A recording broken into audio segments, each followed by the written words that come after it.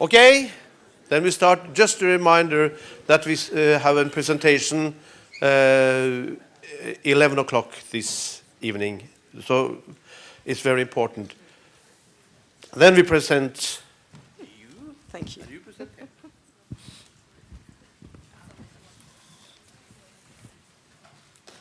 So, a very, very warm welcome to everybody here from Leica Camera. We are happy that you are here, and it's a very interesting and extraordinary festival here. And for the first time, Leica Camera is one of the official partners of Nordic Like International Festival of Photography.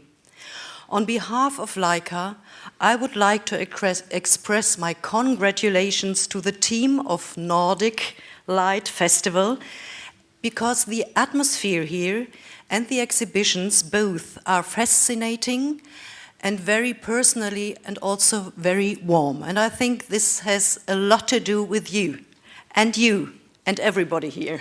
Thank you.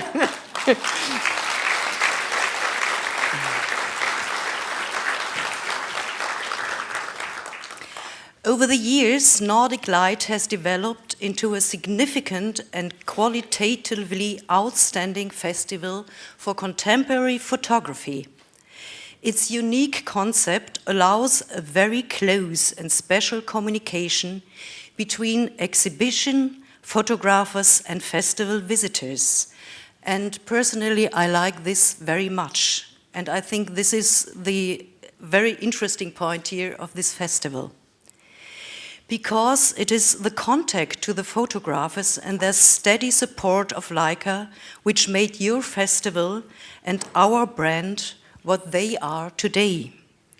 We all share the love for photography and the unique photographers using technical products and their Leica as their tools for art, for photography. We are surrounded by fascinating images. Each of them has its own particular aura. In this unique exhibition, you successfully captured the incomparable diversity of photography. The goals pursued by the festival and Leica are mutually beneficial to awaken appreciation of what good photography is, and to enable better images with the aid of technological means. For Leica, this is rather special, and for us, we have very good reasons to be partner of Nordic Like Photo Festival. Leica stands for photography like no other brand. The work of photographers in the past, such as Henri Cartier-Bresson, Elliott Erwitt, or Robert Capa, to name but a very few, has made the Leica brand what it is today. And Leica was, is, and will be responsible for the history of photography. And even nowadays, it is so important to take care and to be responsible for the quality of a good image.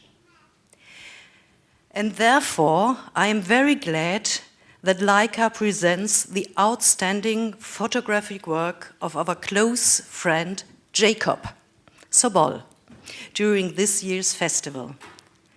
When we first contacted you, Sobol, dear Jacob, sorry, to go on a trip from Moscow to Beijing with the Leica monochrome, you were a nominee of Magnum Photos. In summer last year, you became a member of Magnum annual meeting in Aue. We wanted to get a young but renowned photographer as you to use this unique Leica that is just focused on black and white images.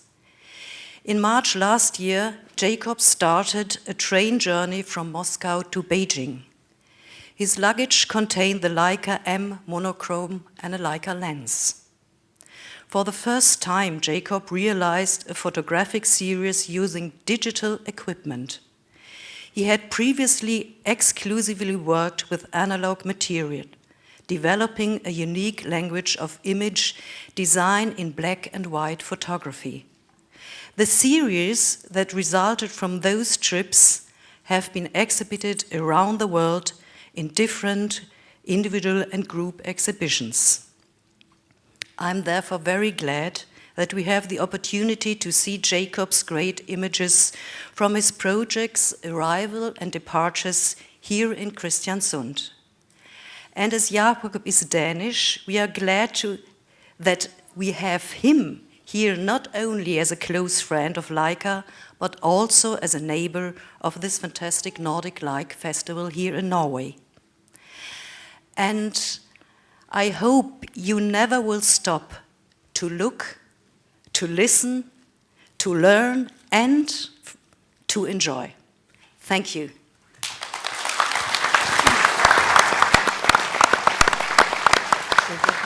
Huh?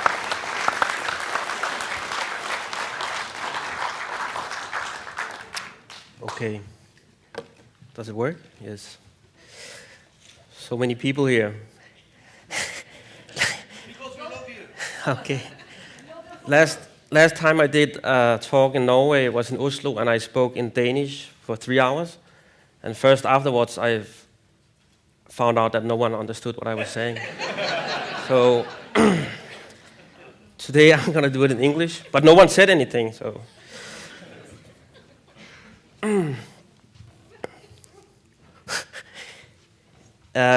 this is Sabine, and I want to show you my work, the very first photographs I did in my life first, because they have had a great meaning to me. Even today, the work I do today, it all comes from this settlement in eastern Greenland and my meeting with Sabine and falling in love with Sabine. I still feel that many of the images I create today, it's the same emotions I'm looking for, even though it's much different now, because I have to be more professional. At that time, it was more playful for me. But I try to keep some of the same irrational approach to photography even today.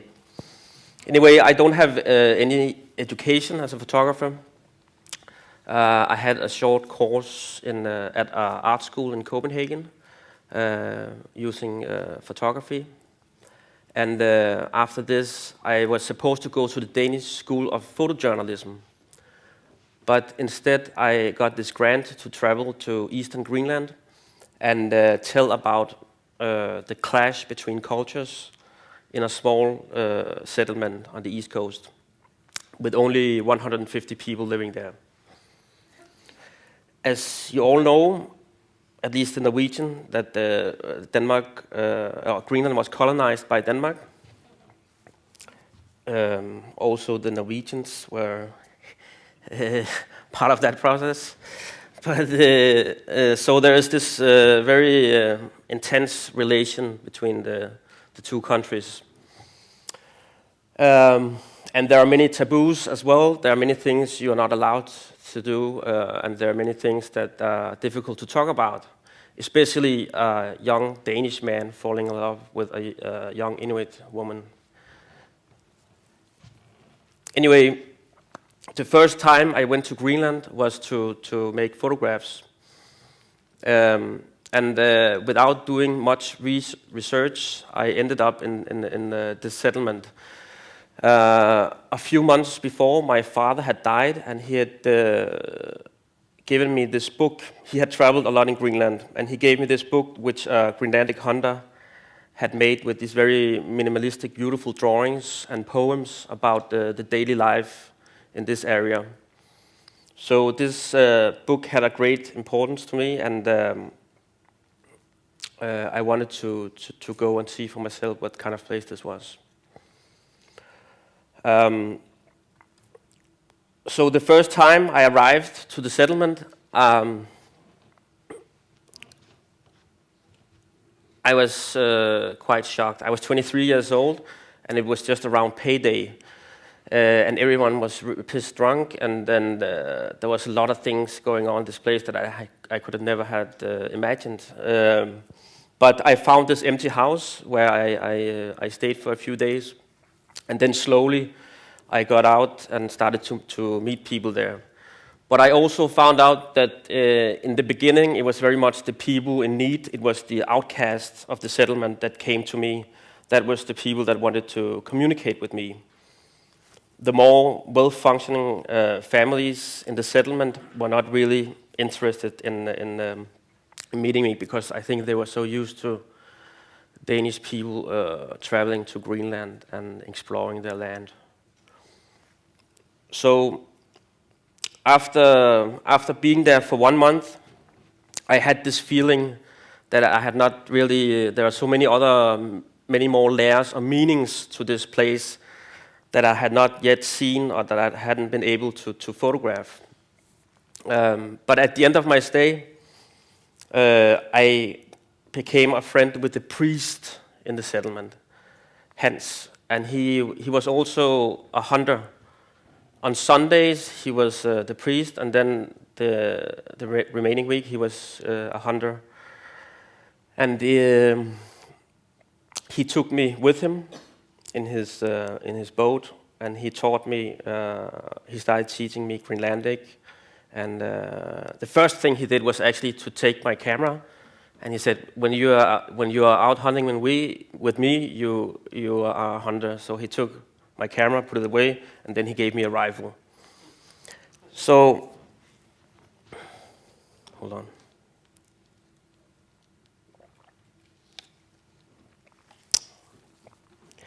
And he also explained me the rules in Greenland, that when you go seal hunting, the first one to see the seal has to shoot it.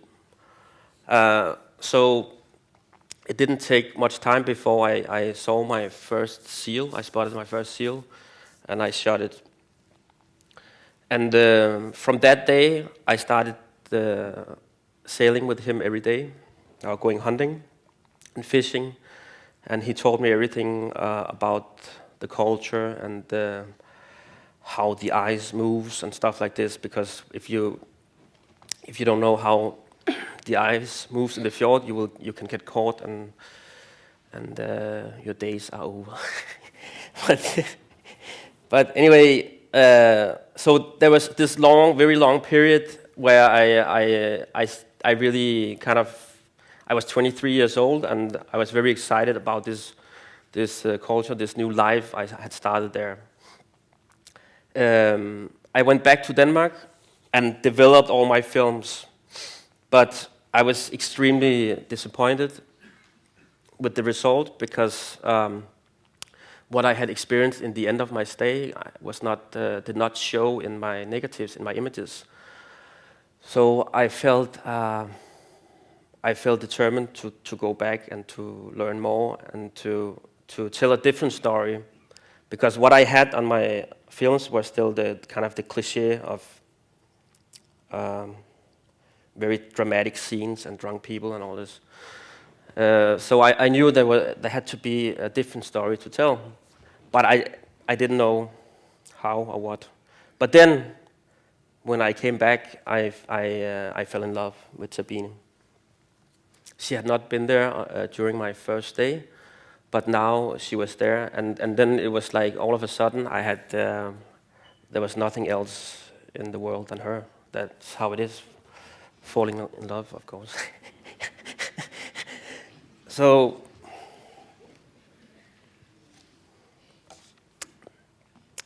I completely forgot about being a photographer. I put my camera away.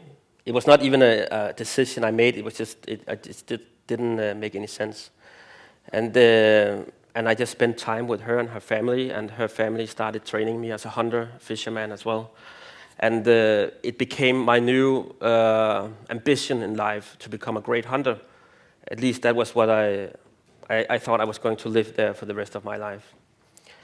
And I did become a fairly good hunter, but not as good as the Inuits, because they can spot a seal from 8 kilometers away, and I was kind of more in the way in the boat sometimes.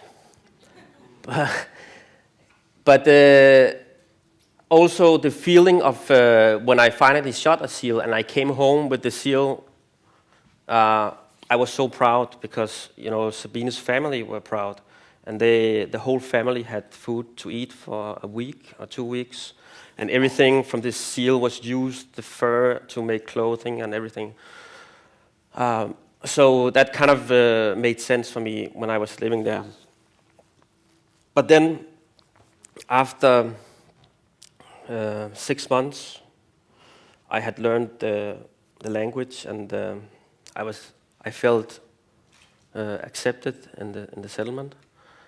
One day, Sabine's sister's child was going to be baptized, and Sabine was in a really extremely good mood, and she was dancing around the house. And then she pulled up, all of a sudden she pulled up her dress. And I remember this feeling of, it was the first time I felt like taking a picture again. But now, I'll show it to you. My first picture of falling in love. And, but to me, this is Sabine, and her torn stockings is exactly how she was, and or is.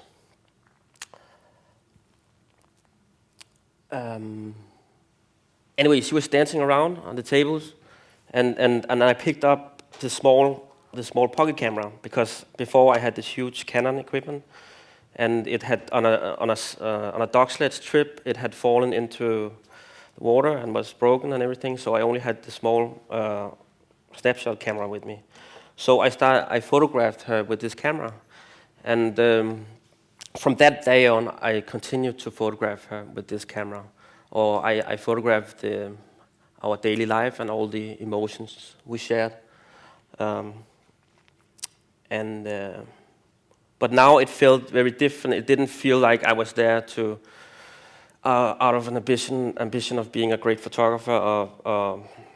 There was no pressure in that way. It was more because I wanted to keep and remember some of these moments with Sabine. Okay, I will show you the pictures.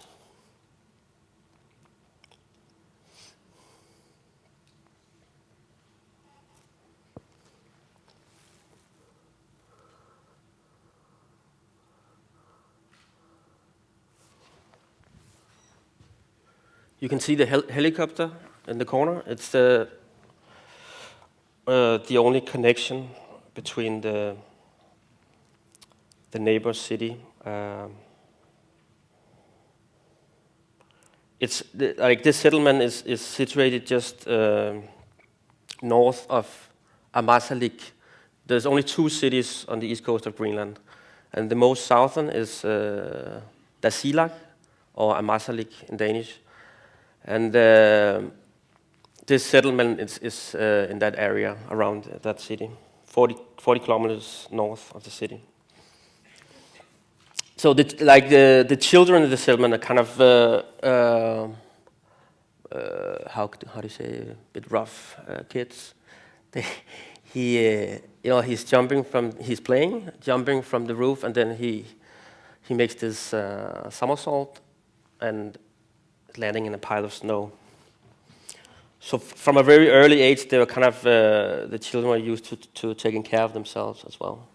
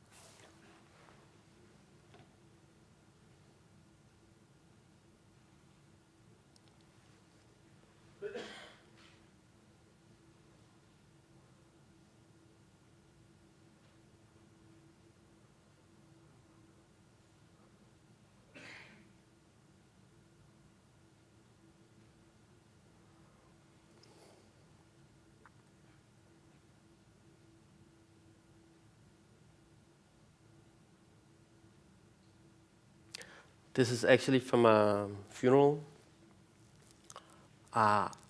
This is most of the people in the settlement, and it's Sabine in front. As you can see, you have these kind of, they call them waiting boxes, because the ground is too frozen to bury people. So they are in these boxes until it becomes summer, and they can bury it in the ground. And I remember this winter there were 3 in there already. Also, the whole relation between life and death was very different from what I was used to in Denmark, because dying hunting was kind of a thing that happened to people there, the men, and also extremely high rate of suicide among the young people. And also this whole connection in this picture between you see the fjord, the frozen fjord in the background. That's where we went fishing every morning as well for cod. And so you have this the funeral and the cemetery in front of it.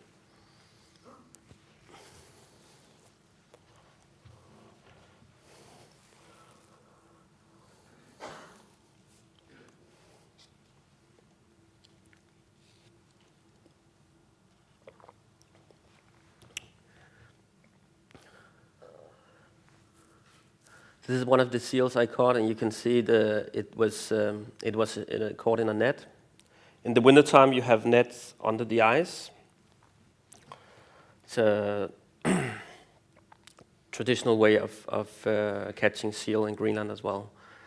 And but this one was half eaten by a polar bear who came by the net. So you see the hole in the.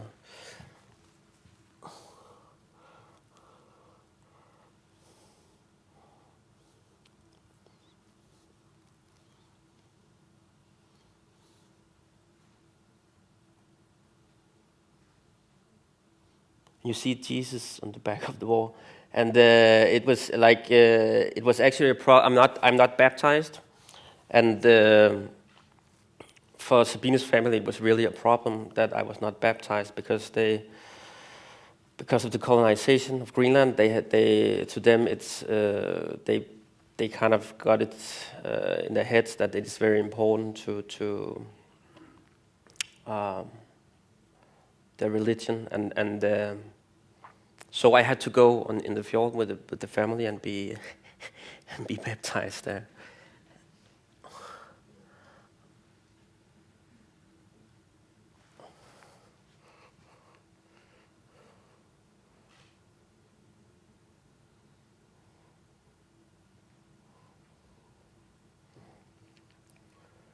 This is the main street, or road, or whatever you call it, path in the settlement. During Christmas and New Year, they put up the Danish flag, and then someone shot through the flag. You see the hole. And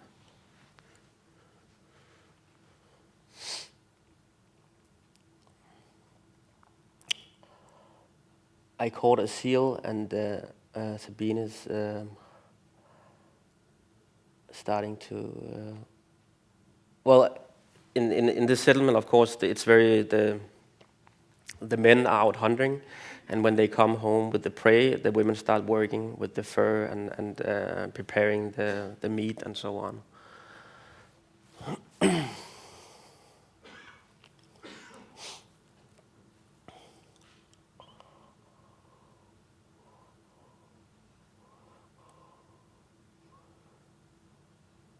So this is the house we lived in, and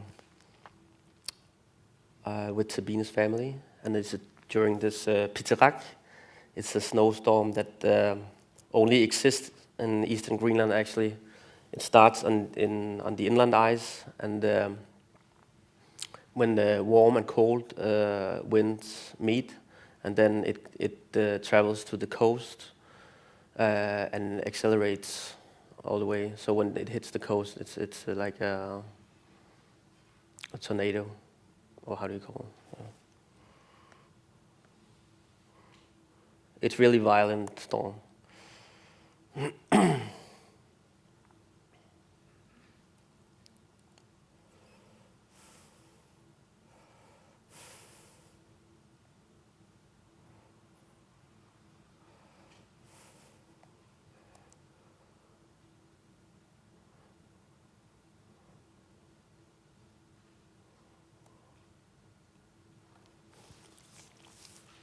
This is a puppy. In that sense, it's a quite rough place as well with the dogs, because in Denmark we are used to have dogs as pets in the houses, and to the Inuits that's out of the question, because of course they use the dogs for the dog sleds, and they have to be strong and obey, because if they turn in the wrong direction, then it can mean the difference between life and death for you, because there are so many areas with very thin ice. So the way for them to find out who are the strongest, the puppies are left outside, and the strongest survive, and the weak die.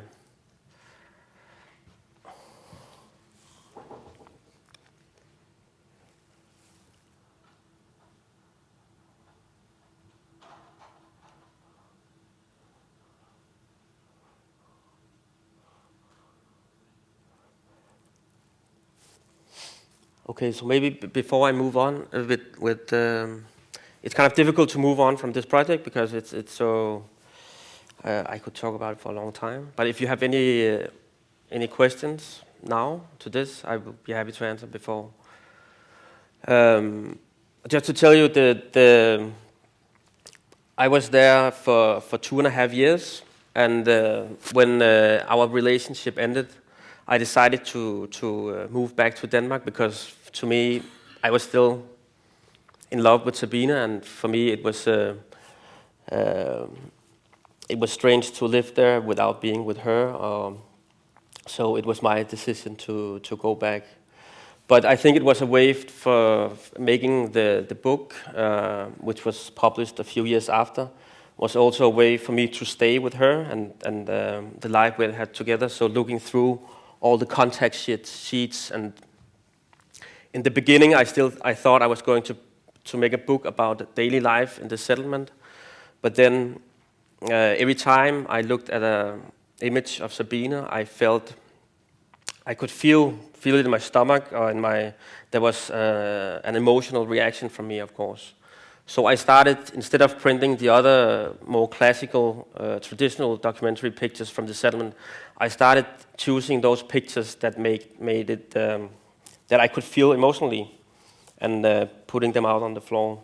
And in the end, slowly, Sabine, she took over the story, and I decided that it had to be a book about her.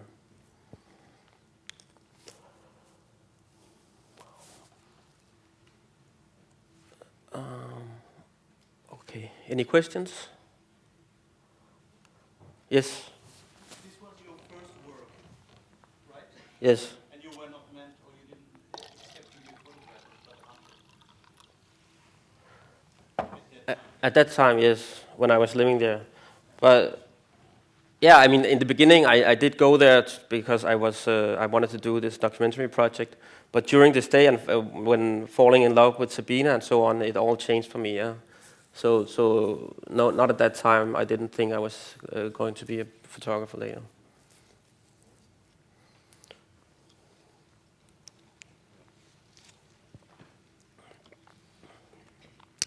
Okay, but the usual question I get is also how Sabine reacted to this book. And of course, during the whole process of making the book, I involved her by sending the dummy to her, and also discussing the pictures. And because our lives changed so fast, and she had a year after she had a new boyfriend, and it complicated things and so on. But she was always very strong, and she always said that it was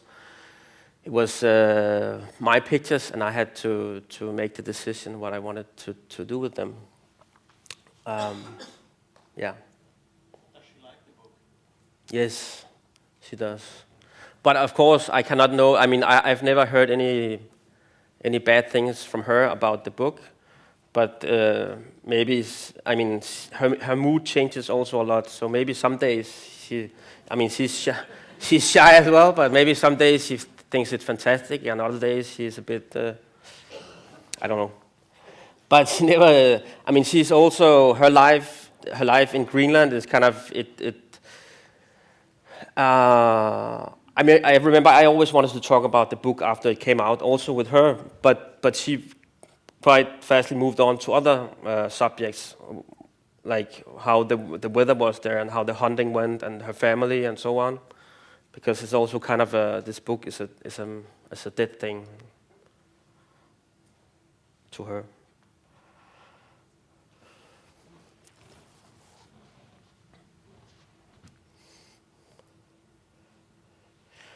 But anyway, it took me years. It took me years to move on. But as we know, when you break up with someone you love, or you separate, it takes some years to find yourself again, maybe. But at least I didn't know what to do, because I tried to go back to photography, but it didn't work. Every time I photographed someone, I didn't feel the same tension, I didn't have the same emotions as when I was photographing Sabine or when I was photographing Greenland. And because that was my very first experience as a photographer, photographing someone I loved, the challenge to photograph people I did not love was huge for me. It didn't make any sense. I didn't understand why I should do that. But then after a few years, my twin brother, I have a twin brother who is 3 minutes younger than me, and we have been extremely close. And he's a journalist, and he was going to make this film in Guatemala, and he invited me to come with him to shoot this film. So I did this film with him, and at the same time, I got so interested in the culture in Guatemala that I decided to go back to Denmark. I started to study Spanish, and then go back to Guatemala again by myself and continue this studies. So I went into the mountains in near Nevar and studied Spanish, and at the same time I lived with this family. The family I met one day, I was walking in the mountains, and there was this small girl carrying wood on her shoulders. And I just talked a few words with her in Spanish, and she kind of showed me to her family's house. And they were 10 people living there in a very small place. But after a few hours, they had built a bed for me, and they invited me to stay with them. So I was there for a month and came back several times to visit them.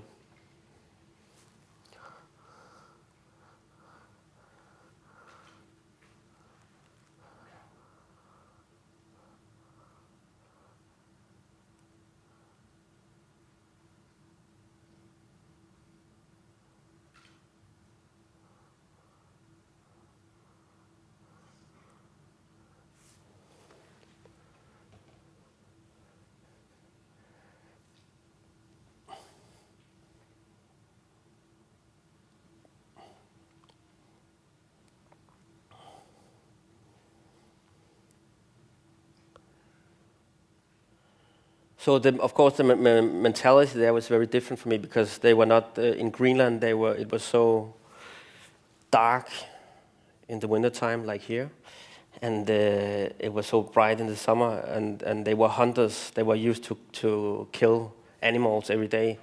But here they are more. They are cultivating the land, and there was more. The mentality was so different. But I think still for me, going there and living with them was still a way for me to kind of to search for the way that I was living in Greenland as well.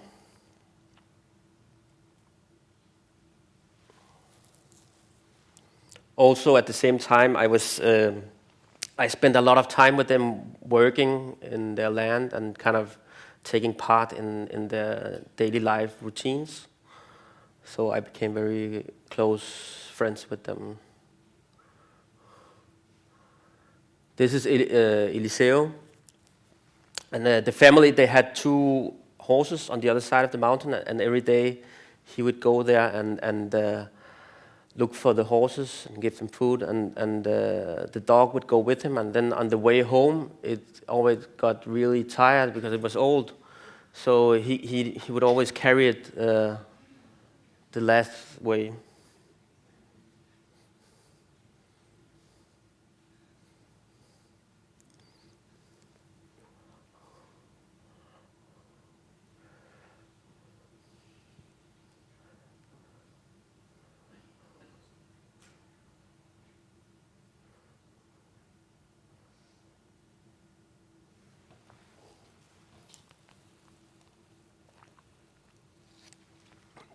So if you want to ask anything during my talk, you're welcome to ask. Or if you want to wait until after, it's fine as well.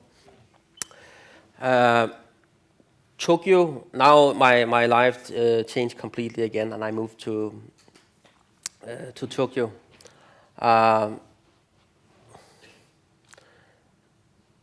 It was a huge change in my way to photograph and approach people as well, because it was the first time I would meet people in the street that I did not know and take pictures of them.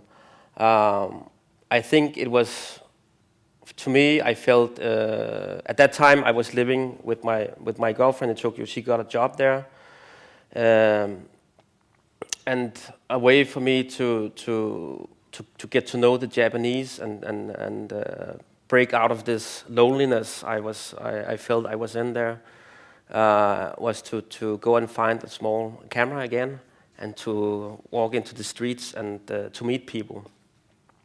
So to me, that has always been the reason for taking pictures as well, that I had a way to meet people. I mean, I've never been that interested in walking on the other side of the street and photographing someone on the other side. To me, it has always been about that encounter with another person. And usually, I never know how to be with a lot of people. But if I meet one person somewhere, I like that the space, the intimacy between myself as a photographer and the person I take pictures of. But of course, there also has to be some kind of connection or communication that is interesting for both parts.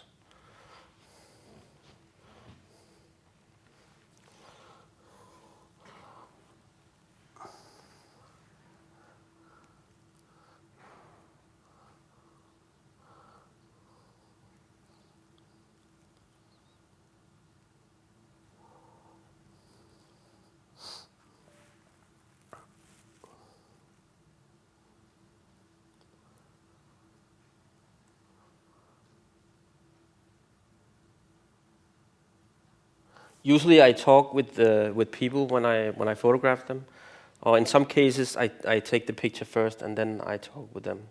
In this case, I saw a mother holding her child in the park, and I went up beside her and took this picture, and then I talked with her afterwards, because of course I knew this situation would change if I started talking with her first. But in most cases, I have a quite long communication with the people I photograph as well. Just a quick question. How did she respond? The mother? Yeah. She was fine. I mean, she laughed a bit because I just came up and took this picture, and then I asked her to take if I could take more pictures, and so it went on.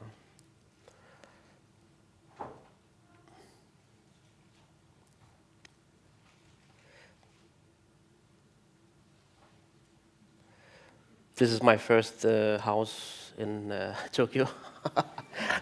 It's a it's a capsule. What's it called? Capsule hotel. Yeah, you have each room has a small number, and there's only space for your body, and then there's a small TV inside. So, but you get really depressed in there. So. I don't know where they came from, but all of a sudden there were 2 rabbits in the park. I photographed a lot in the parks in Tokyo, in Yoyogi Park. So I tried to find those areas in the city where I could kind of connect to, because I knew a lot of the young people, they went to the parks to practice something, because they live in very small apartments or houses. So if you play the violin or you love dancing or theater or anything, all the young people, they go to the parks and perform. So I would spend a lot of time in these parks to meet the younger people. Many of the people I photographed I met there. And this day, 2 rabbits came by.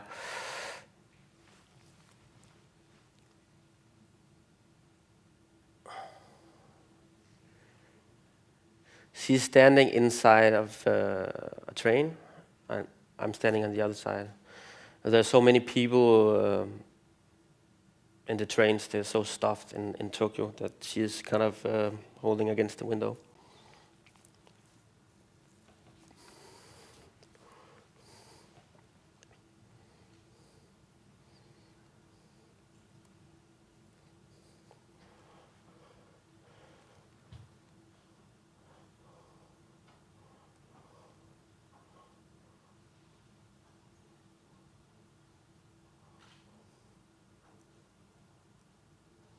These are host boys that you find in the streets of Tokyo as well.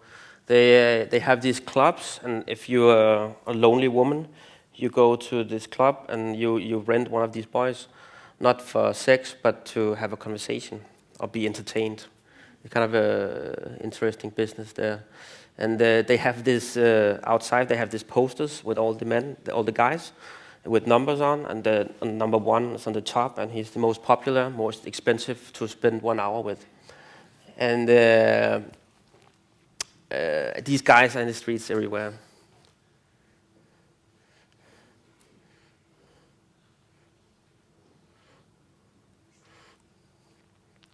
This couple I photographed a lot. You saw them before when she was laying on top of him as well. And the guy I met in Yoyogi Park, in one of this park, and he was dancing around naked in the park. I mean, I went to this park every day, so it was not something that happened every day. But when you go to the same park 100 days, some things starts to happen, and he would perform this traditional Japanese dance, but you're not allowed to be naked in public areas. So he would always get arrested by the police. And I followed him, and we became friends, and so on. And then one day, I invited him to my place, and he brought his girlfriend, and I started photographing them.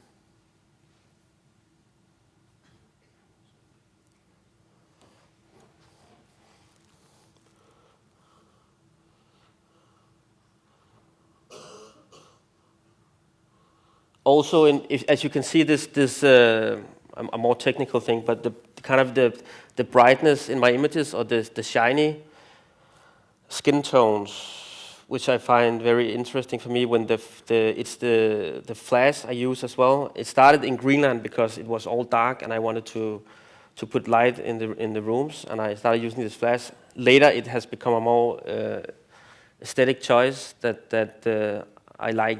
When the flash hits the skin, and this shiny feeling that appears from that.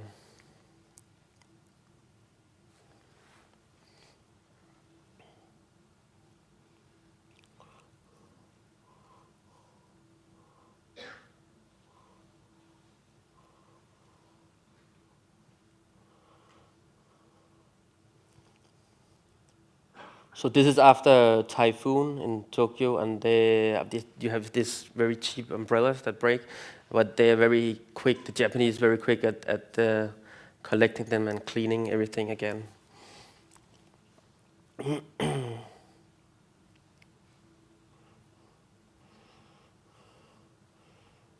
This group of men carrying a shrine on the shoulders, but I got more interested in their legs than the shrine. So.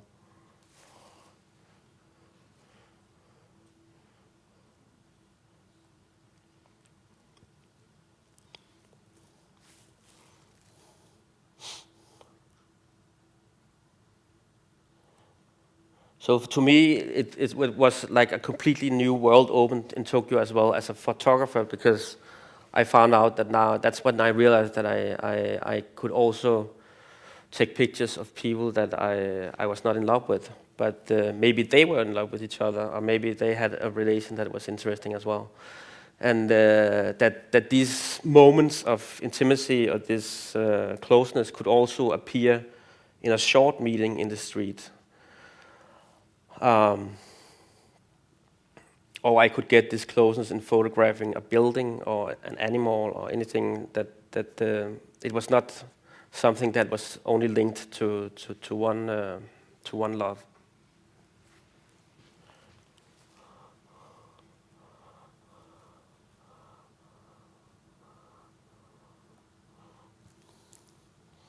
He's trying to get a suntan on the back of his arms, so that's why he's like this.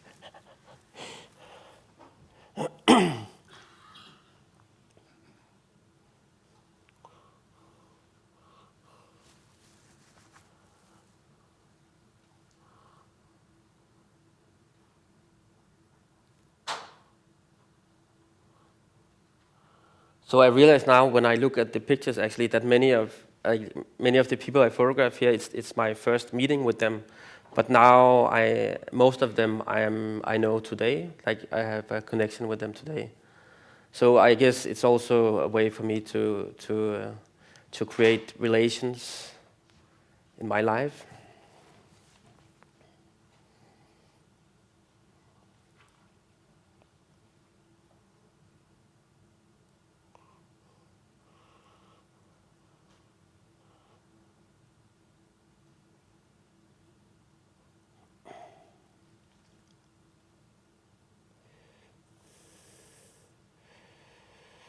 I'm just going to see how much time I have. I have plenty of time.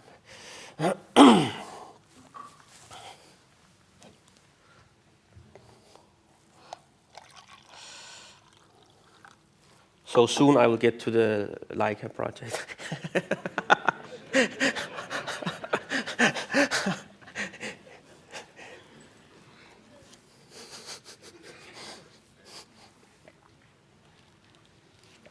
I used only to shoot film with everything. All the work I did was the small pocket camera. Yeah.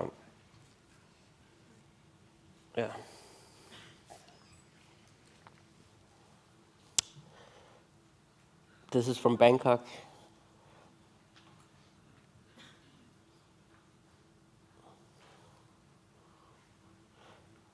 In Bangkok, it was different for me because it's the first time I really felt the reason for being in Bangkok was mostly because I was a photographer. I didn't have any personal relation to the place.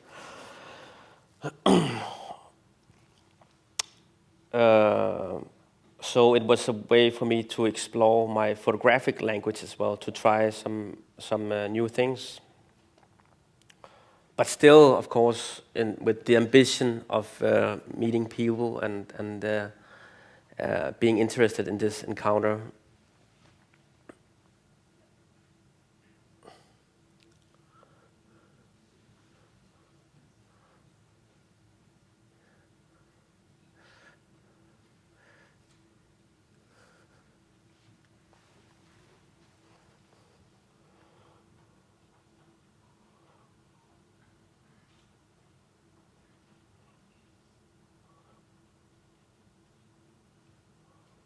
Actually, I remember now the first time I went to Bangkok was because of my twin brother as well.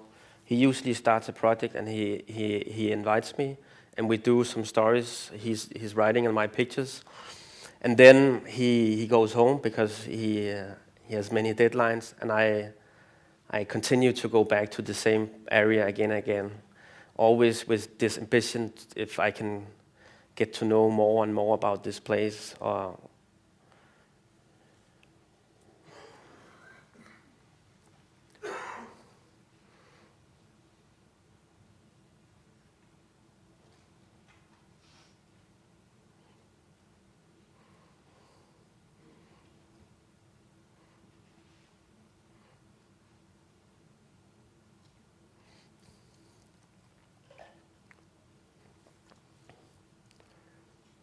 This is one of these strange things that can happen when you walk in the streets. I passed this guy and he was holding something in his hand, and I was putting my camera up, and he just opened his hand and out came this kitten.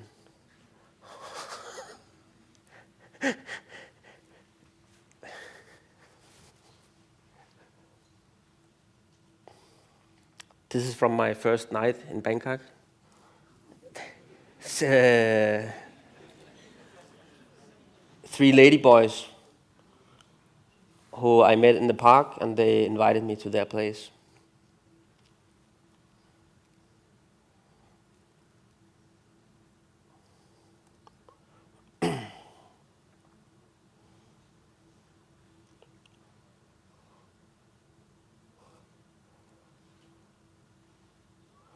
So I always, of course, I always walk alone when I take pictures. I photographed a lot in Klong Toi in Bangkok as well, in the slum. Like there's these train tracks you follow and you go walk into the slum.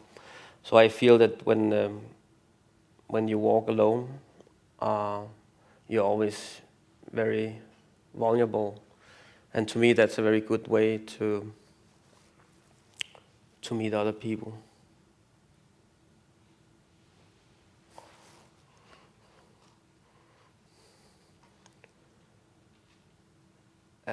This old man hugging a tree.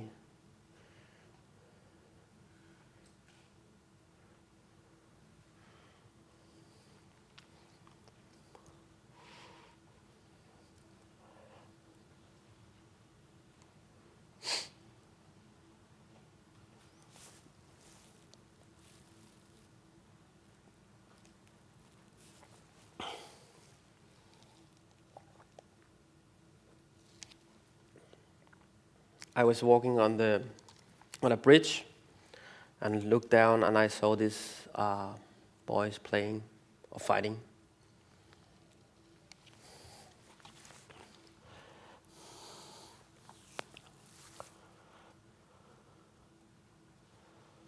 And now, arrivals and departures. So this project, as Karin explained, it's a project I did with Leica, and for the first time I was using a digital camera, the monochrome. My original idea was to travel on the Trans-Siberian Railway from Moscow to Beijing and to photograph people on the train, and actually to make this multimedia thing where you could visit people in the different train compartments. You could click on each room, and you would enter that room and meet the families or the soldiers or whatever was traveling on the train. But we worked more on the concept of the story, and when it turned out when I actually got on the train that there was no people there, so I had a problem because the trip, it was actually my first time working with a deadline of 3-4 weeks. I had to deliver 50 images, and of course there's some kind of pressure. But at the same time, I was very excited about this challenge, and so I had to change the concept. And I decided to get off the train in the major cities and then use the train or photograph the landscapes and use them kind of as a connection between the cities. So because of the limited time, I also had to work in a very different way. I did more research, I did more planning ahead. I found people through Facebook or other places which I could meet in Moscow or in Ulaanbaatar, in Mongolia, or in Beijing, and kind of arranged to photograph these people in their homes as well. But also, that's kind of how I did half the time. The other half, I would walk in the streets and meet people randomly, and be invited to their house, so on. So I like to change between these two ways of working. That when I have been walking in the streets for a few days, I start to get really lonely, and it's good for me to visit someone at home. Yeah.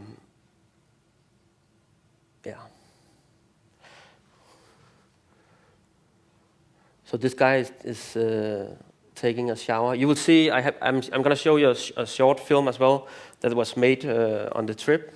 And you can also see then how some of the pictures were made. This is also a guy I met at the main station in Moscow, and he told me he had been in his village, and he got punished by the local mafia.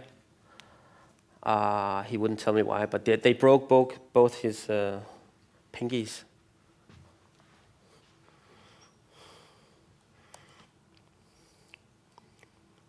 The twins, because I am a twin myself, and I realized like it has had a great influence on me as well, the way I work, because I had always been used to being two all the time. When we were small, we created our own world, our own language. No one else understood what we were doing and why and how.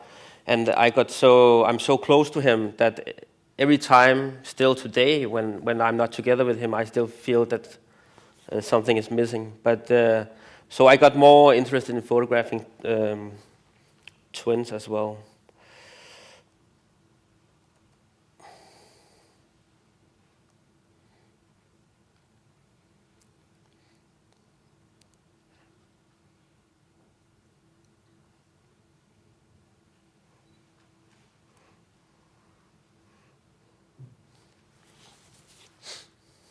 So this is one of the pictures taken from the train.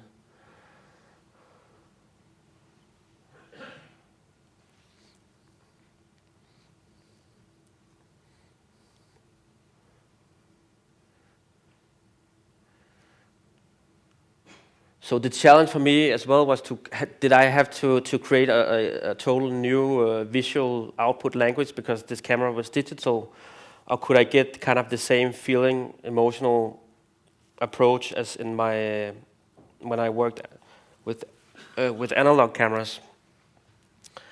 And when I found out that it was possible, I was really relieved that I didn't have to kind of invent a new language, but I could continue from what I did with film.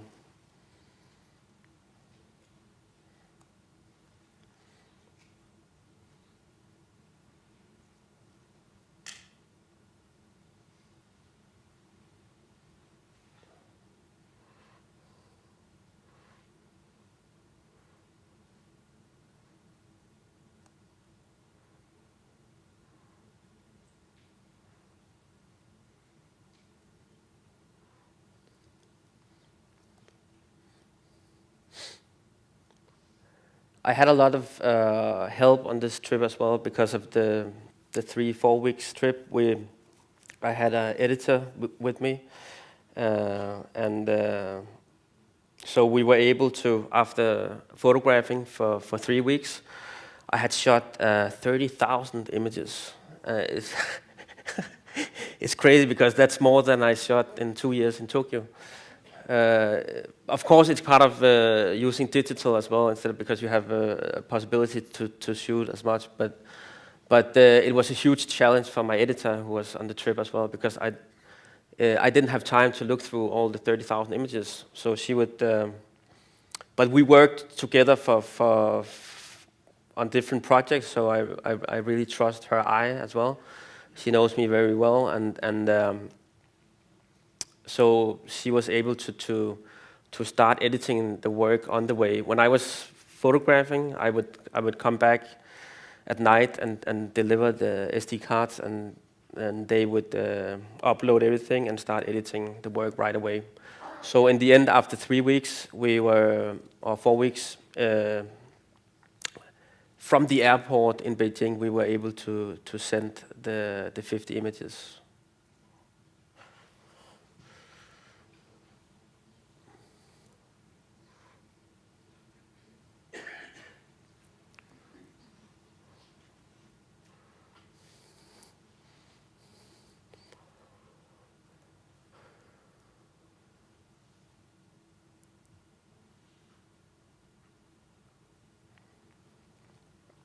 I also met this group of, in Ulaanbaatar, I met a group of Mongolian hunters who invited me on a hunting trip. And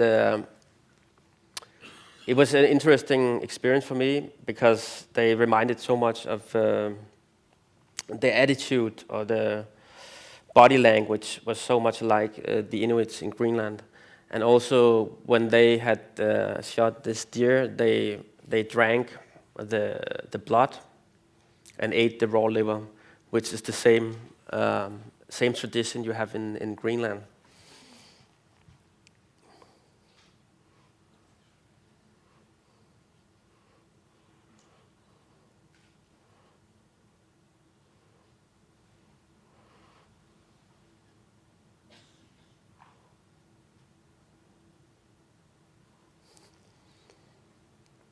Also, one of the images shot through the window of the train as we are entering Ulaanbaatar.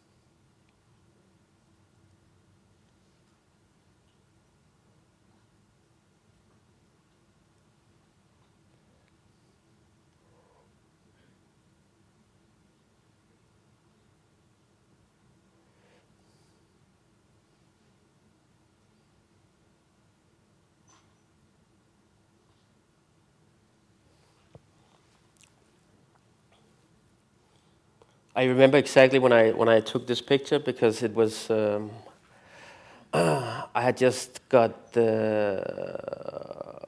I went to the police station because this officer saw me photographing some buildings that he thought I was not allowed to photograph, and I had to go. It's in Ulaanbaatar, Mongolia, and I had to go to the police station, and they erased my cards and everything. And I was really sad.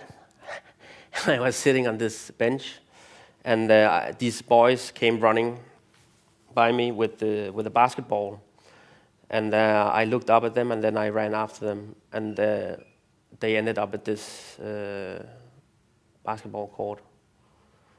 So in the beginning, I played with them, and after a while, I stepped back and started photographing the scenery.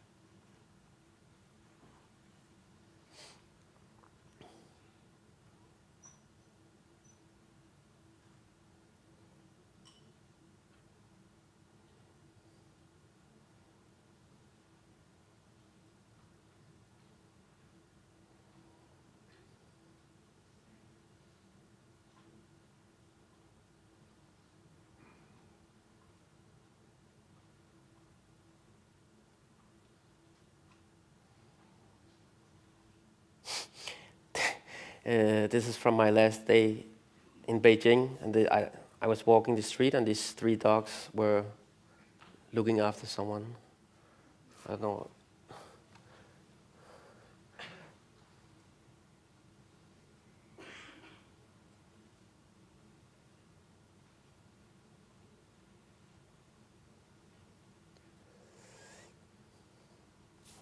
Hold on. Okay. Oh. Okay, I want to show you the video that was shot on this journey. Hold on. I'm gonna press. Is it this one?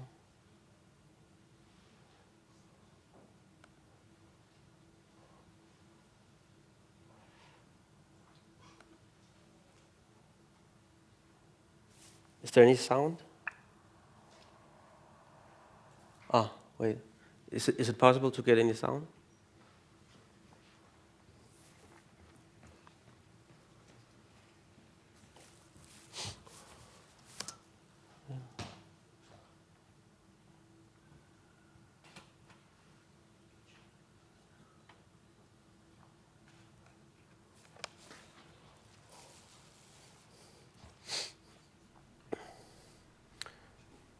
Okay. Okay, let's try. I go back. Oh.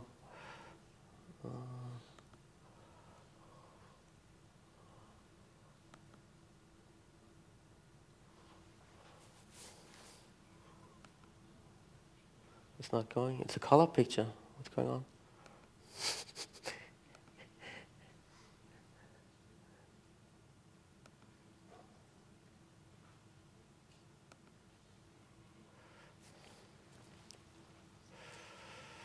Hold on.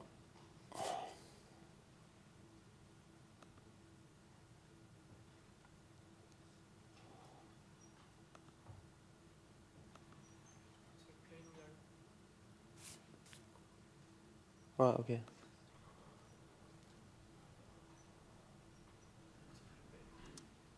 Hvorfor ligger det bag der?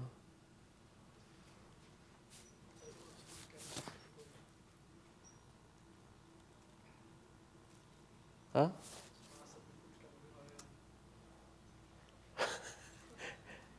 Kan du ikke lige komme op og gøre noget? 121.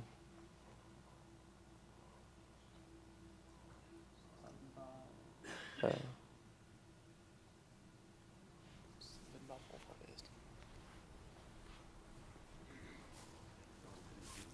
Huh?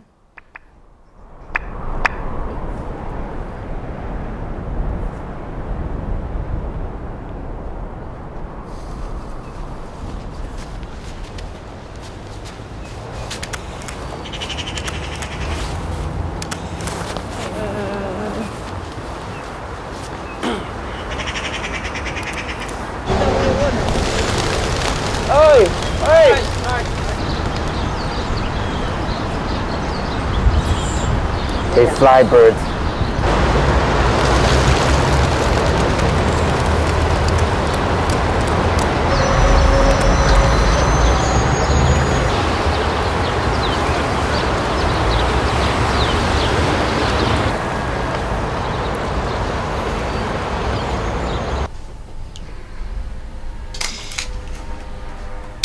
Okay.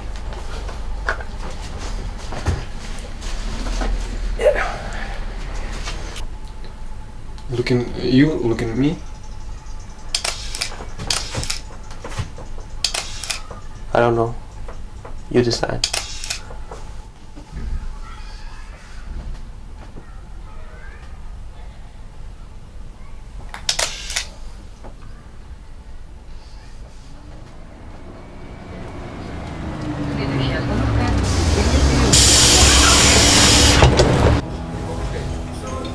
Are you tired? No. No.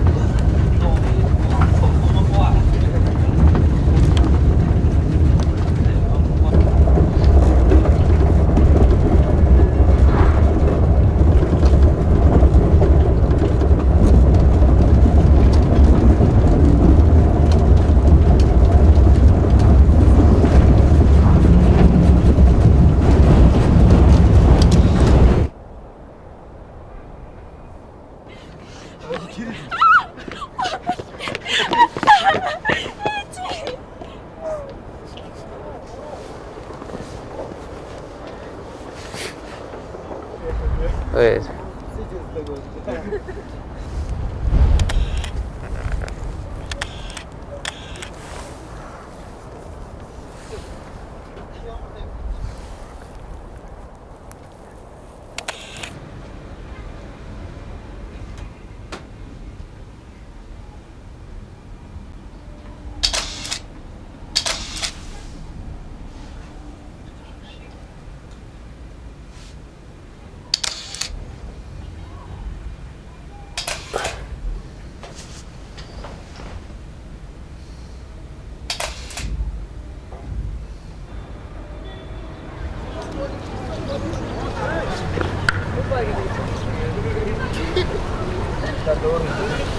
Okay, boys.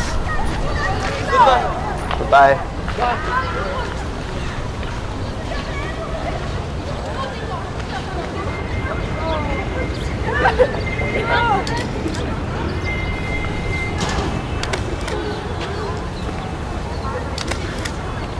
Your shadow.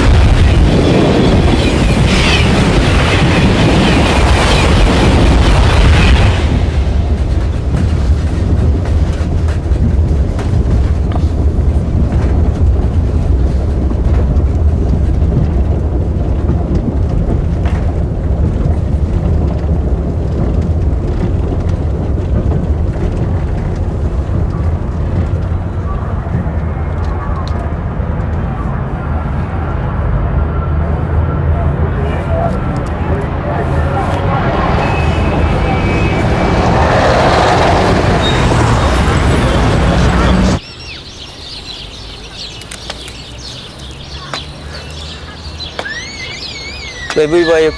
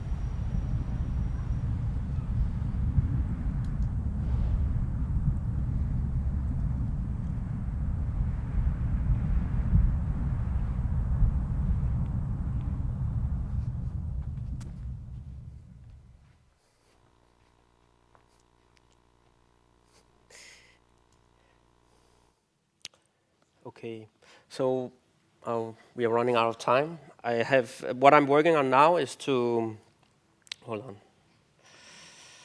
on.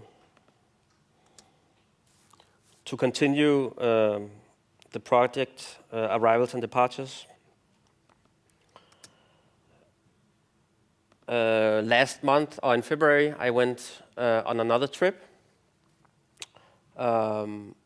This time visiting other places, cities on my way that I hadn't seen on the first trip.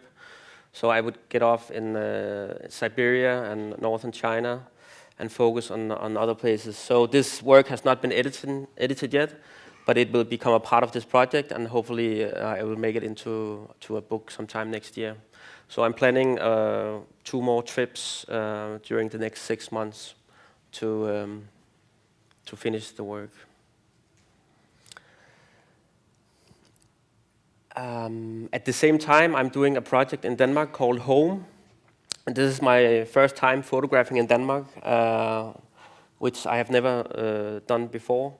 And I thought it would be a very difficult, almost impossible challenge, because I was so used to taking pictures in more in foreign places or even exotic places, because like Japan or Greenland, that is always places that I had were so different from my own culture or my own place.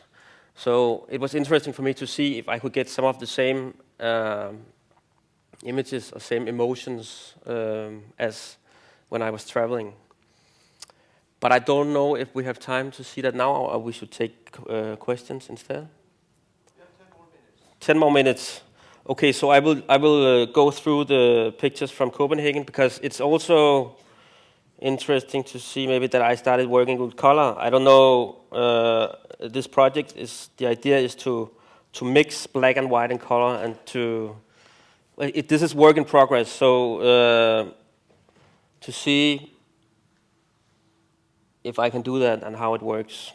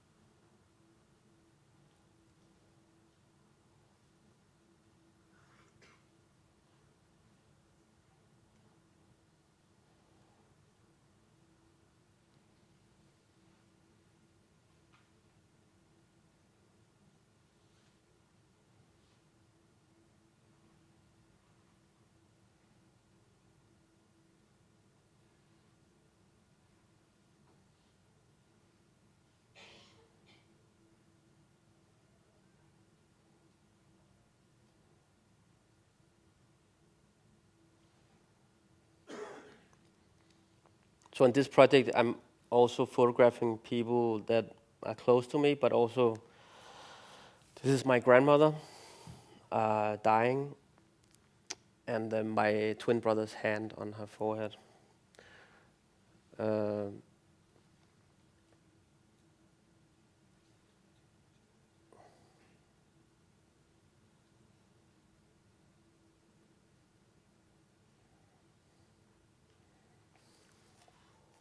This is a gay couple I met on the internet.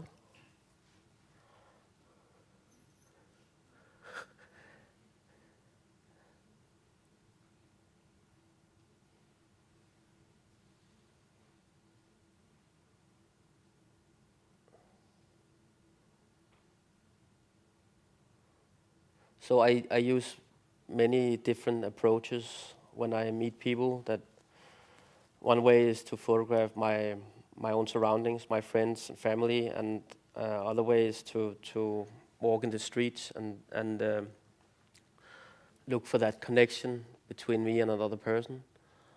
And the third way I also use is on the internet.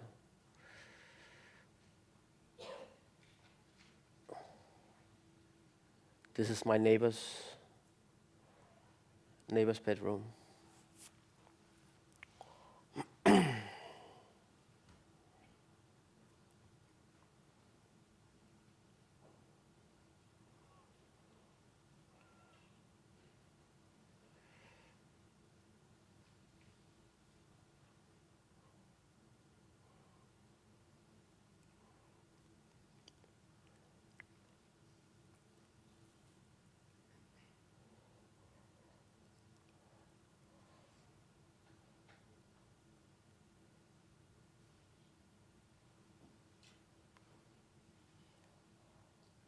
It's my nephew. He has chicken pox, I think it's called.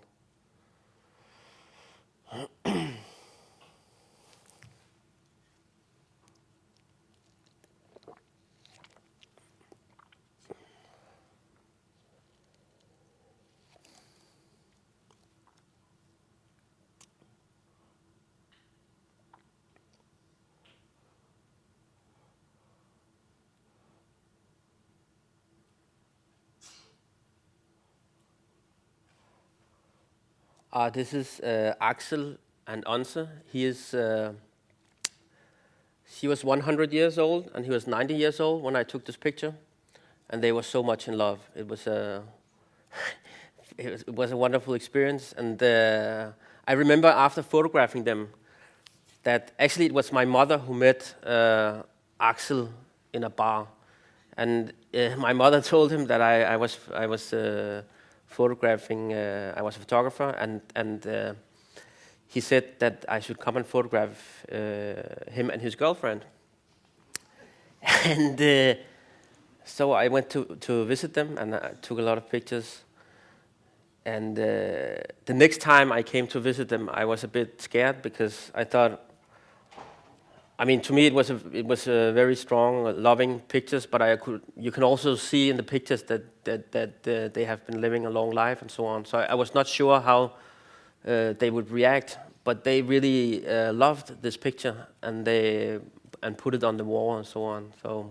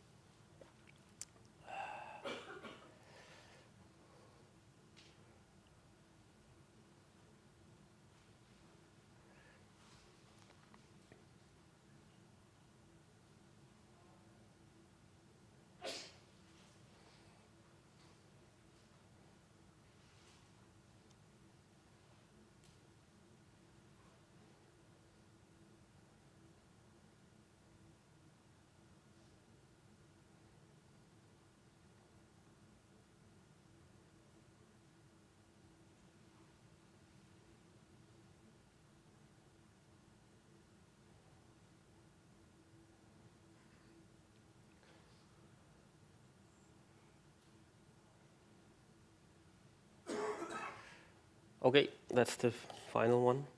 Thank you for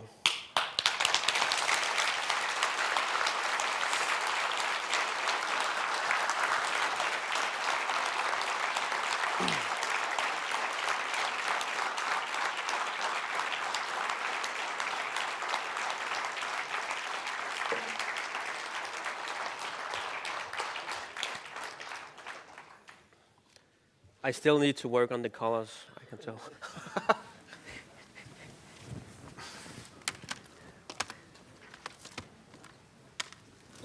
Questions? Yep. You have to shout. Now that I've seen the film, I have an idea on how you use the flash. Could you tell us more about how you use it exactly and how often you use it? The flash? Yeah. I use it all the time, but I use it as a kind of put flash. So I always use the natural light, and then I add the flash. So flash on long exposure, is it? Sorry? Is flash on a long exposure time, is it? Well, it's depending on how much light there is in the room. So I always use the natural light in the room, and then I add the flash. Yeah. It was very interesting to see also the film.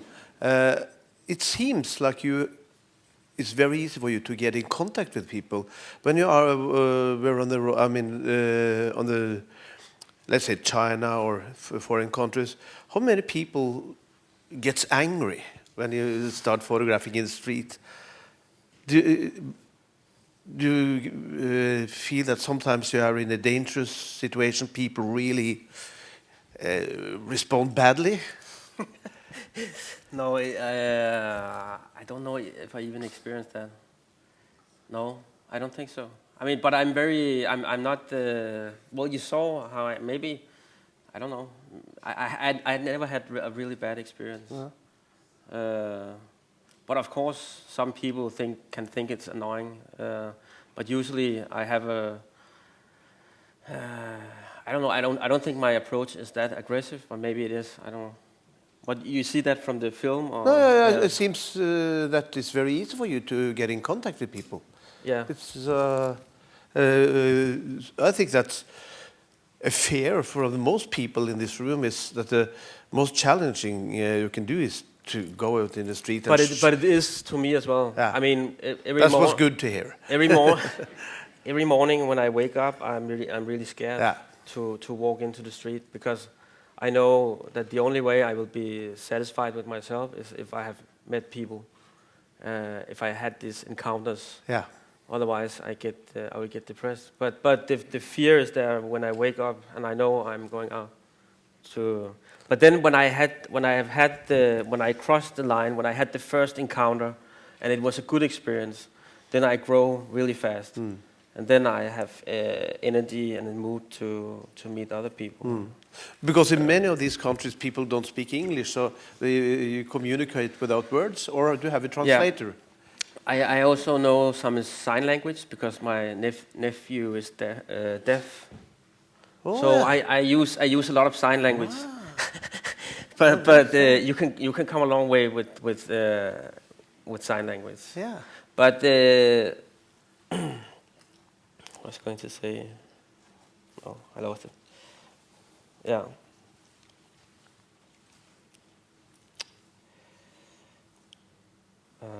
Yeah, I forgot what I wanted to say. I think I lost it. Do you find it? You mentioned it a little. Is it very different to photography in Denmark? Do you think? That's the point, because when I'm away and we speak different languages, there's so much body language, and I use my body a lot as well when I photograph, because physically, it's not only the pictures are intimate and close, but physically I'm very close to the people who I photograph. To me, that's that part of it also, that I'm so close that we can almost smell each other or whatever. It's a very intimate situation. In Denmark, it was different because we speak the same language, so there's a lot of explanations and and questions and all this.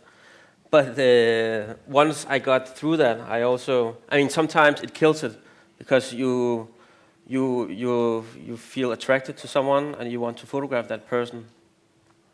But then after talking 2 hours with that person, maybe all the interest is gone. Yeah. So sometimes I try not to talk too much. Yeah. And just to photograph. So. I mean, with not this Siberia project, but the other project, how do you finance it?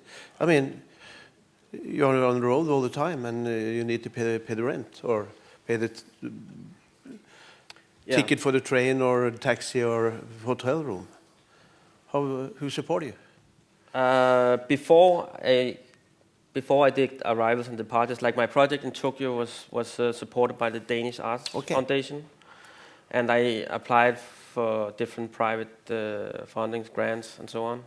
But that was more in the beginning, because as you become more and more known, it's kind of they want to find new people all the time. Yeah. So, but today it's a lot of different things. No, it's workshops, print sales, assignments, so on. Because I don't do that many assignments, but sometimes I do.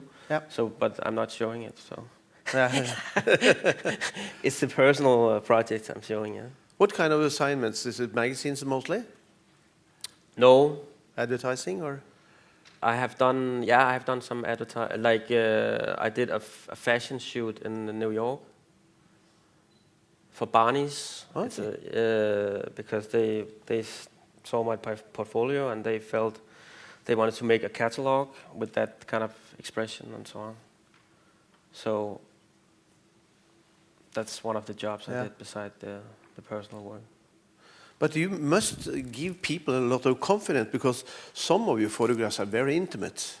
Also, I mean, it's easier if you get a contact on the internet. But I mean, in Tokyo and other strange cities, and you come home to people and they undress for you. And why do you think they do that? Are you good in convincing them, or No, not really. Or do you meet them in bars or special places? I mean, I never go to bars actually, but no, I know. But some I meet in the park, or some I meet. But I'm not that aggressive. I'm just quiet, and like in Tokyo, I would sit down on a bench in the park and wait, and then when someone came and sat beside me, I would start communicating with that person. But my experience is also that I've been surprised many times how like people also want to be seen. They also want to be looked at.